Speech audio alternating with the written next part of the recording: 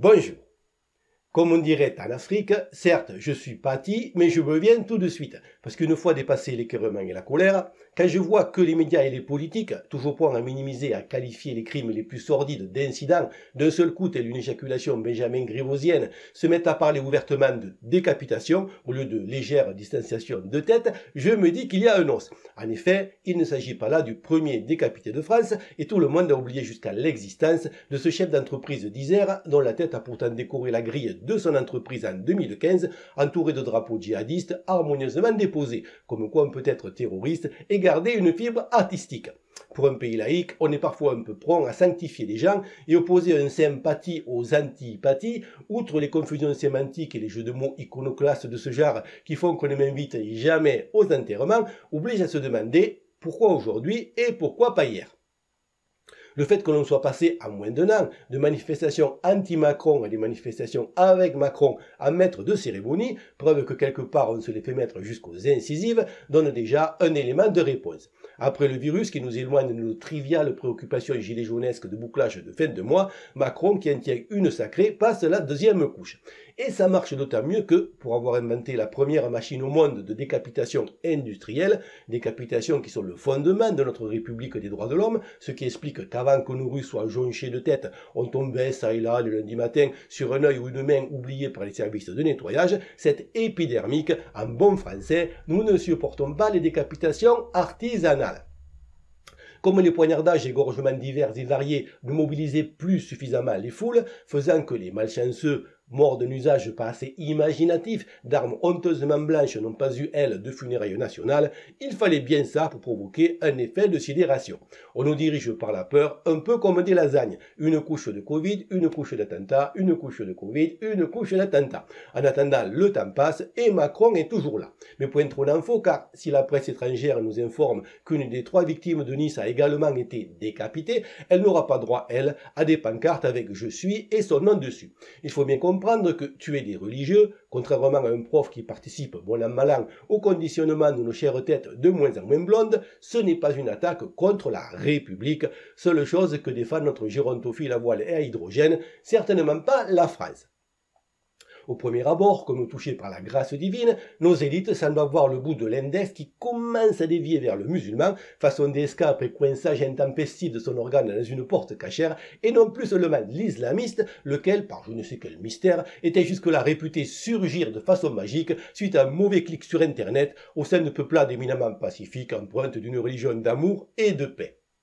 Cela pourrait ressembler à une prise de conscience, mais cette rotation à 180 degrés ne s'accompagne pas en parallèle d'un moratoire immédiat sur l'immigration qui continue même pendant le confinement, ce qui revient à souffler sur les braises tout en important de l'essence. Le maximum que l'on puisse attendre d'un gouvernement qui considère par la bouche de celui que j'appelle Dharma Pagrang que les attaques au mortier contre des commissariats se règlent en interdisant la vente de feux d'artifice, c'est qu'un esprit brillant décide d'interdire les couteaux, faisant que les prochaines attaques se feront à la fourchette. Du coup, pour peu qu'on ait l'esprit vaguement complotiste, on pourrait avoir la diffuse impression qu'on ne veut pas vraiment régler le problème et que ce on, qui reste à déterminer, veut juste que l'on se batte entre nous tout en faisant en sorte de faire entrer à flux continu suffisamment de combattants du camp adverse pour éviter tout risque de victoire. Un on qui est toujours dans l'injonction paradoxale, tactique bien connue d'ingénierie sociale, consistant à donner des instructions contradictoires pour déboussoler les masses, les empêcher d'être rationnels et mieux les manipuler. Je précise en préambule que, pour en connaître, je n'ai aucun doute que des musulmans, ou pour être exhaustif des personnes de confession juive, puissent sincèrement aimer la France et qu'à titre individuel, je les apprécie davantage que certains droits de l'homiste suicidaires qui n'ont rien compris à la nature humaine et si non seulement la branche sur laquelle ils sont assis, mais carrément les racines de notre arbre commun. Cela ne change rien au fait que, de même que les cellules fortement sollicitées du sphincter macronien n'ont aucune conscience de faire partie d'une entité supérieure, vile et malfaisante, chaque élément d'une religion concurrente, d'autant plus lorsqu'elle se double, ne nous voilons pas la face, de différences ethniques que l'on feint d'ignorer, fait partie du problème. En effet, évidence que tout le monde néglige, quelle que soit leur sincérité et leurs bonnes intentions, ils perpétuent un terreau en se mariant entre eux et conservant leur religion. Ils n'ont aucun contrôle sur le fait que leur descendance, souvent nombreuse, vivant dans l'idolâtrie d'un pays étranger qu'elle ne connaît pas vraiment, tombera un jour ou l'autre dans un réflexe communautaire compréhensible si elle est confrontée à un déclassement économique inévitable compte tenu de la spoliation systémique que nous subissons. De fait, il crée mécaniquement une immigration intérieure de gens qui, même à la 4e génération, ne se sentent pas français, peu importe qu'ils aient ou non une carte d'identité qui leur dise le contraire. Une immigration intérieure, souvent aussi délétère que l'immigration extérieure. Croire que parce qu'on n'est pas religieux, on n'est pas concerné par des guerres de religion millénaires qui n'ont pourtant jamais cessé, revient à ramasser la savonnette sous la douche en prison avec les dents. Beaucoup de gens puissants et riches sont profondément mystiques. De nombreuses sociétés secrètes, dont la maçonnerie n'est que le sommet de l'iceberg et auxquelles appartiennent la majorité de nos dirigeants, fonctionnent sur le symbolisme et le sacré, ce qui est une véritable catastrophe du fait que nous vivons dès lors dans une société de cooptation et non plus du mérite, ce qui explique pourquoi tant de crétins arrivent au plus haut poste de pouvoir juste en passant par les bons réseaux. On peut faire l'autruche et regarder ailleurs en focalisant sur d'autres grilles de lecture qui ont certes aussi leur pertinence. Mais au bout d'un moment, sauf à rechercher le suicide collectif, si quelqu'un nous déclare la guerre, on ne peut pas monter sur une table et dire « perché ». J'ai écouté l'autre jour un débat entre Michel Onfray, dont le seul critère d'accueil de l'autre est apparemment sa volonté d'intégration et pour lequel je suppose que l'arrivée soudaine de 10 millions de Nigérians, sous réserve qu'ils soient amoureux de la France, n'aurait donc probablement aucune incidence sur notre être collectif, et Charlotte Dornelas, laquelle a dit une chose très intéressante à 40 minutes environ. À l'époque du premier scandale de Charlie Hebdo, on avait brûlé beaucoup d'églises en Égypte et les Égyptiens, interviewés, justifiaient la chose en disant « c'est Charlie Hebdo, donc c'est la France, donc c'est chrétien ». Il est donc clair que ce qui compte, ce n'est pas nos convictions personnelles et nos soi-disant valeurs républicaines qui reviennent à expliquer à un crocodile affamé qu'on est membre de la SPA, mais celles que les autres nous attribuent. Il faut admettre une fois pour toutes que certaines personnes et cultures ont une vision totalement religieuse des choses et que, pour eux, qu'on le veuille ou non, nous sommes chrétiens, goyim ou kafirs et que cela fait de nous des cibles à abattre.